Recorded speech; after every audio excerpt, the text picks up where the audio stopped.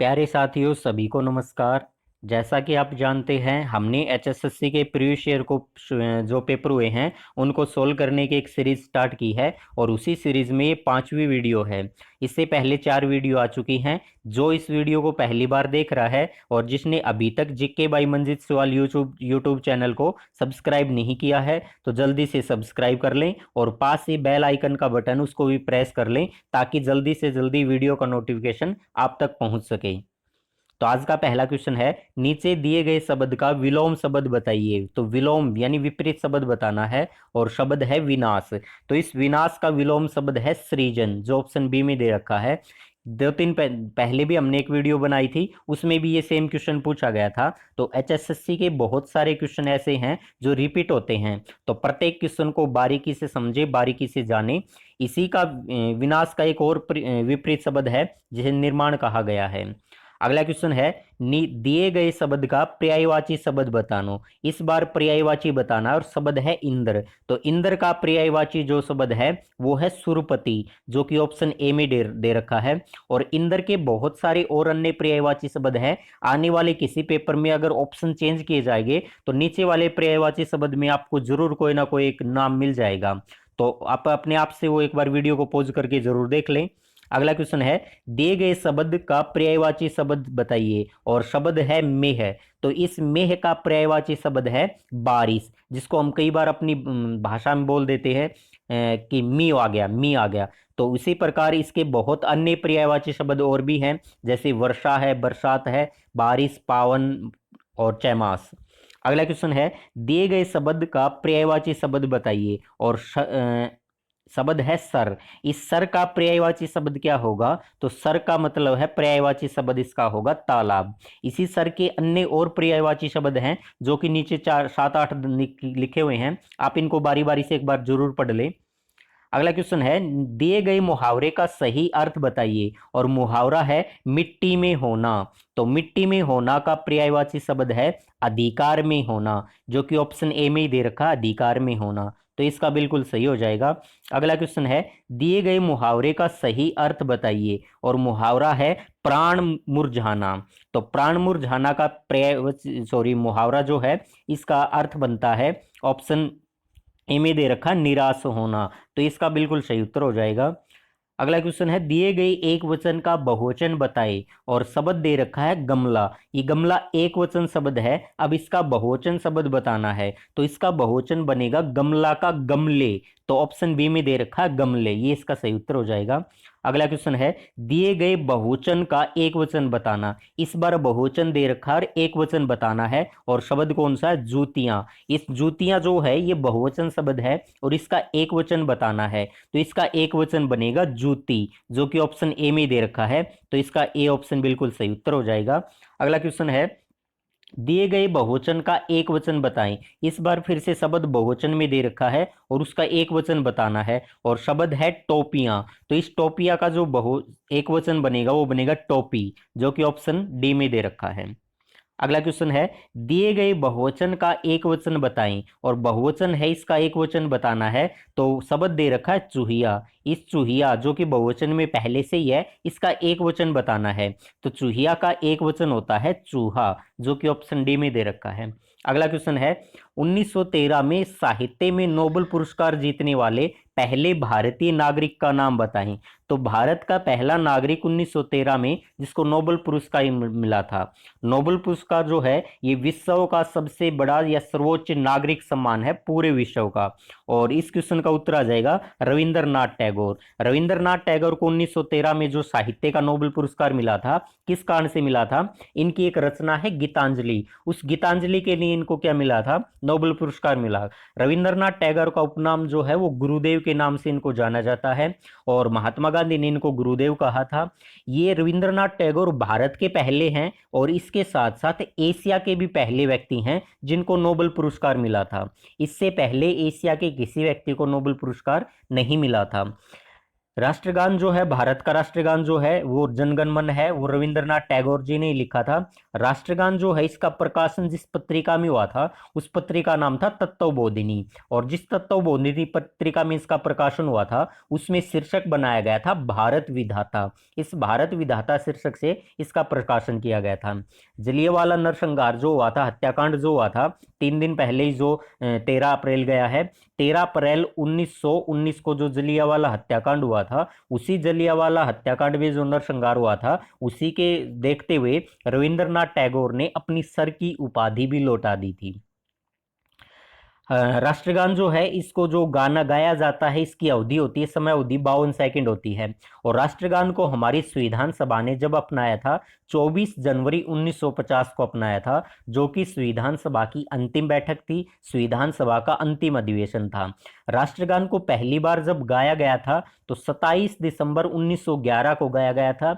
भारतीय राष्ट्रीय कांग्रेस का एक अधिवेशन हुआ था कलकत्ता के अंदर, उस कलकत्ता अधिवेशन में इसको पहली बार गाया गया था। बढ़ते अगले क्वेश्चन की तरफ। उस प्रसिद्ध वैज्ञानिक का नाम बताइए जिसे भारत के वर्षा मनुष्य के रूप में जाना जाता है। तो भारत का वर्षा मनुष्य के रूप में किसको जाना जाता है? तो वो है डी शिवानंद पई, जो कि ऑप्शन सी में दे रखा है, इसका सही उत्तर हो जाएगा। अगला क्वेश्चन है 28 मई 2014 को प्रधानमंत्री के प्रधान सचिव के रूप में किसे नियुक्त किया गया है? तो ये जो पेपर हुआ था, ये पेपर 2 महीने पहले हुआ था, यानी 2020 के अंदर ये पेपर हुआ था। और इस पेपर के अंदर ये क्वेश्चन पूछा गया है, और क्वेश्चन पूछा गया 2014 में, जो प्रधानमंत्री ने 26 मई 2014 को शपथ ली थी, उसके 2 दिन बाद उन्होंने अपना प्रधान जो सचिव नियुक्त हुआ था उसके बारे में ये क्वेश्चन पूछा गया था। तो इसके अकॉर्डिंग क्वेश्चन का जो उत्तर बनेगा वो आ जाएगा श्री नृपेंद्र मिश्र। लेकिन ये तो वो क्वेश्चन था जिसका उत्तर उन्होंने 28 मई 2014 को मानते हुए पूछा गया था। अगर वर्तमान में पूछे कि वर्तमान में यानी 2020 में प्रधानमंत्री के वर्तमान में प्रधान सचिव कौन है, तो उनका नाम हो जाएगा प्रमोद कुमार मिश्र, जो हैं वो वर्तमान में प्रधान सचिव हैं।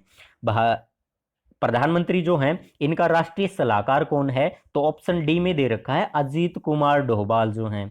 प्रधानमंत्री के प्रधान या मुख्य सलाहकार अगर पूछा जाए तो है प्रदीप कुमार सिन्हा। तो बढ़ते अगले क्वेश्चन की तरफ। उस औषधीय पौधे का नाम बताइए जिसके तने का उपयोग गले की खराश के लिए किया जाता है। तो गले की खराश के लिए किया जाता है ऑप्शन बी में मुलेठी, इस मुलेठी का प्रयोग किया जाता है। अगला क्वेश्चन है निम्नलिखित में से कौन सा एक घातक पौधा नहीं है, यानी घातक प्रकार का पौधा नहीं है? तो ऑप्शन डी के अंदर दे रखा है यूकेलिप्टस जो है ये घातक प्रकार का पौधा नहीं है। अगला क्वेश्चन है नवजात कंगारू को क्या कहा जाता है? तो नवजात कंगारू को क्या कहा जाता है? इसे कहा जाता है जोई। और कंगारू जो है इसका जो छोटा नवजात शिशु है उसी का नाम है जोई कहा जाता है उसे। कंगारू किस देश का राष्ट्रीय जो पशु है? तो कंगारू ऑस्ट्रेलिया का राष्ट्रीय पशु है। कंगारू एक स्तनधारी पशु है और ये अपने बच्चे को अपने पेट में आगे थैली होती है उसमें अपने बच्चे को रखता है। और ऑस्ट्रेलिया जो देश है इसकी राजधानी कैनबरा, और ऑस्ट्रेलिया की राजधानी कैनबरा जो है ये किस नदी के किनारे है? तो ये मालोंगन नदी के किनारे बसी हुई है। कैनबरा जो है ये मालोंगन नदी के किनारे है। ऑस्ट्रेलिया की मुद्रा का नाम है ऑस्ट्रेलियन डॉलर, और ऑस्ट्रेलिया के वर्तमान में प्रधानमंत्री है वो है स्कॉट मॉरिसन जो है वो ऑस्ट्रेलिया के वर्तमान प्रधानमंत्री हैं। ऑस्ट्रेलिया 3-4 महीने पहले खूब चर्चा में रहा था, पूरे विश्व के अंदर ये बहुत ज्यादा चर्चा में चला था। क्यों चला था? क्योंकि ऑस्ट्रेलिया के जंगलों में आग लगी हुई थी और उसी भीषण आग के कारण ऑस्ट्रेलिया पूरे विश्व के अंदर सुर्खियों में रहा था। ऑस्ट्रेलिया की जिन जंगलों में आग लगी थी वो किस प्रकार के जंगल थे? तो पर्णपाती जो जंगल हैं, पर्णपाती प्रकार के वो जंगल थे। बढ़ते अगले क्वेश्चन की तरफ। 1949 में भारत के संविधान का कौन सा अनुच्छेद हमें अभिव्यक्ति और अभिव्यक्ति की स्वतंत्रता का अधिकार देता है? Right to speak and expression, expression को हिंदी में कहा जाता है अभिव्यक्ति। तो इस क्वेश्चन का उत्तर आ जाएगा अनुच्छेद 19। अनुच्छेद जो 19 है ये भारतीय संविधान का भाग 3, और भारतीय संविधान में भाग 3 है मौलिक अधिकार। मौलिक अधिकार अमेरिका के संविधान से लिए गए हैं, और इन्हीं मौलिक अधिकार जो वर्तमान में वो 6 प्रकार के मौलिक अधिकार हैं। कल वाली वीडियो में हमने इस क्वेश्चन को डिस्कस किया था, आज फिर थोड़ा थोड़ा देखते हैं। 6 प्रकार की जो हमारी मौलिक अधिकार हैं उन मौलिक अधिकारों में दूसरा जो मौलिक अधिकार है, पहला समानता का अधिकार अनुच्छेद 14 से अनुच्छेद 18 तक, दूसरा स्वतंत्रता का अधिकार अनुच्छेद 19 से अनुच्छेद 22। तो जो अनुच्छेद 19 है, इसी अनुच्छेद 19 का जो सब क्लोज 1 है, भाग मतलब उपभाग 1 है, इसके अंदर दे रखा है कि 6 प्रकार की स्वतंत्रताएं हैं वर्तमान में। जब भारत का संविधान लागू हुआ था उस समय अगर का बात की जाए तो मूल संविधान में 7 प्रकार की स्वतंत्रताएं थी। अब 6 प्रकार की स्वतंत्रता है। तो एक स्वतंत्रता जिसे संपत्ति अर्जित करने का अधिकार है, वो भी हमारी स्वतंत्रता का अधिकार था। अब उसको स्वतंत्रता का अधिकार से निकाल दिया गया है, यानी अनुच्छेद 31 में भी उसको पढ़ा जाता था। अब वो हमारा मौलिक अधिकार नहीं है। अब संपत्ति अर्जित करने का जो अधिकार है वो अनुच्छेद 300A के तहत क्या बना दिया, अब कानूनी अधिकार बना दिया।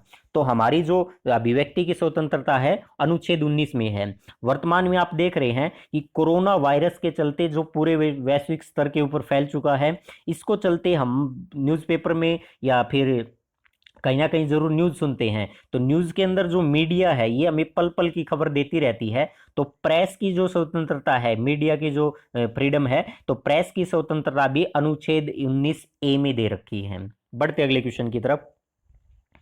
ओम बिड़ला लोकसभा अध्यक्ष से संबंध रखते हैं।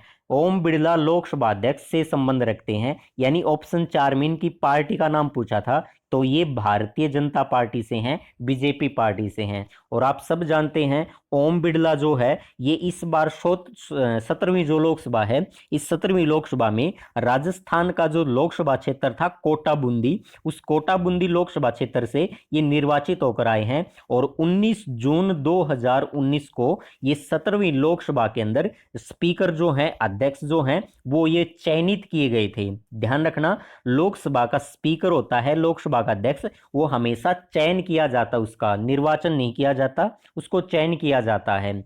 और अगर बात करें तो 17 बार लोकसभा बन चुकी है, 17वीं लोकसभा के अध्यक्ष या स्पीकर कहें ओम बिड़ला है। अगर पूछ लिया जाए कि लोकसभा की पहली महिला स्पीकर कौन थी, तो वो पहली महिला स्पीकर का नाम था मीरा कुमार। मीरा कुमार जो थी वो 15वीं लोकसभा के अंदर स्पीकर बनी थी। 16वीं लोकसभा जो गई है उसकी स्पीकर सुमित्रा महाजन थी। और 17वीं लोकसभा वर्तमान में चल रही है, 1 साल हुआ है, यानी मई 2019 से हम कह सकते हैं। तो मई 2019 में ओम बिड़ला जो हैं उसी 17वीं लोकसभा के अंदर स्पीकर बनाए गए हैं। अगर एक क्वेश्चन और पेपर में पूछ लिया जाता है कि लोकसभा स्पीकर को शपथ कौन दिलाता है, तो ध्यान रखेंगे लोकसभा स्पीकर को कोई शपथ नहीं दिलाता। लोकसभा स्पीकर एक सांसद के रूप में पहले ही शपथ ले चुका होता है।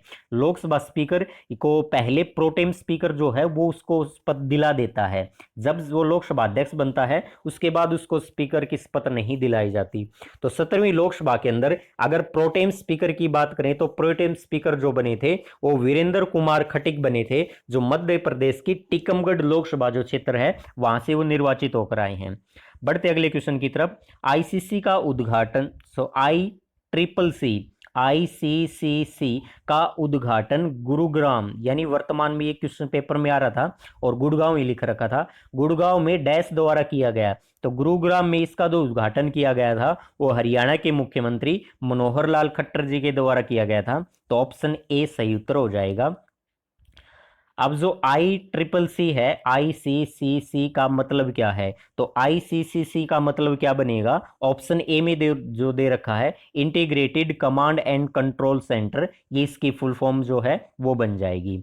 अगला क्वेश्चन देखते हैं।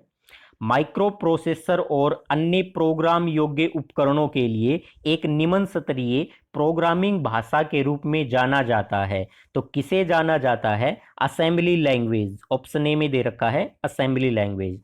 अगला क्वेश्चन है, कंप्यूटर सिस्टम में 4 बिट्स यानी 4 बिट्स डैश के बराबर होते हैं। तो 4 बिट्स से मिलकर एक निबल बनता है। तो 4 बिट्स से एक निबल बनता है, जो ऑप्शन ए में दे रखा है।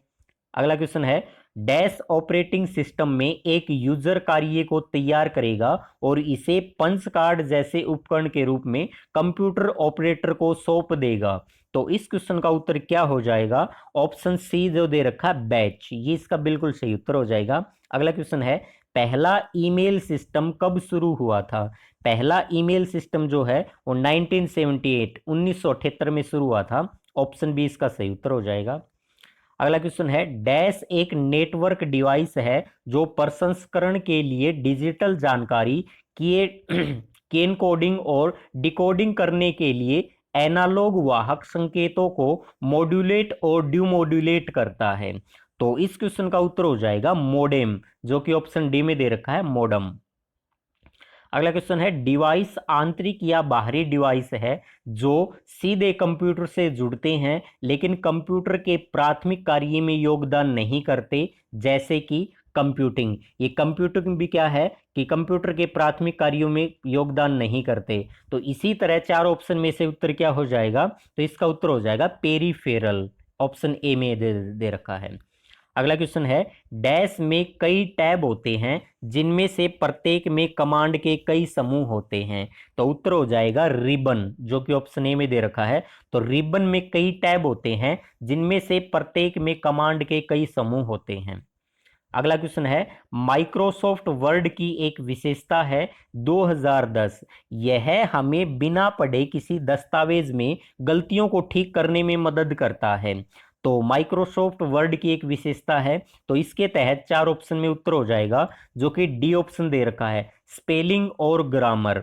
स्पेलिंग और ग्रामर जो है ये माइक्रोसॉफ्ट वर्ड की एक विशेषता है जो 2010 में हमें पढ़े बिना दस्तावेज में गलतियों को ठीक करने में मदद करता है। तो साथियों, उम्मीद करता हूं आपको ये वीडियो पसंद आई होगी। अगर वीडियो को पसंद आई है तो इसको लाइक और शेयर करना बिल्कुल ना भूलें। तो आज के लिए इतना ही। जय हिंद, जय भारत, धन्यवाद।